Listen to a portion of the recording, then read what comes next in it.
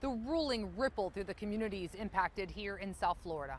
Could be. With the stroke of a pen, all of a sudden, 500,000 people will have lost their legal immigration status and their employability. Dural's Vice Mayor, Maureen Porras, is an immigration attorney who worries about the impact of the Supreme Court's decision to strip legal protections from vetted Cubans, Haitians, Nicaraguans, and Venezuelans who came to the country with legal status and U.S. sponsors via a Biden-era humanitarian parole program. This is a very devastating decision.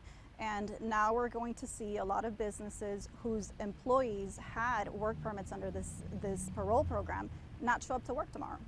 It's really going to have a chilling effect. Terrible, terrible, terrible uncertainty for our community members, people who came here legally. Paul Christian Namphy is the political director and lead organizer of the Family Action Network movement, which provides services primarily to Haitian immigrants. Really throwing their life into chaos. The ruling sparking bipartisan pushback from several local federal lawmakers, to include Republican U.S. Congressman Carlos Jimenez. They are part of our community, they're part of our economy, and they need to be treated as such. Democratic U.S. representatives also weighed in. Frederica Wilson, who described the decision as cruel and inhumane, said deporting them is a death sentence.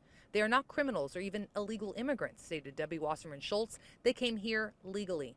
Republican U.S. Representative Maria Elvira Salazar telling Local 10 News she strongly urges the administration to use its executive authority and grant deferred enforcement departure to prevent them from being sent back to violence and repression. This is a critical moment. Everyone needs to be taking precautions.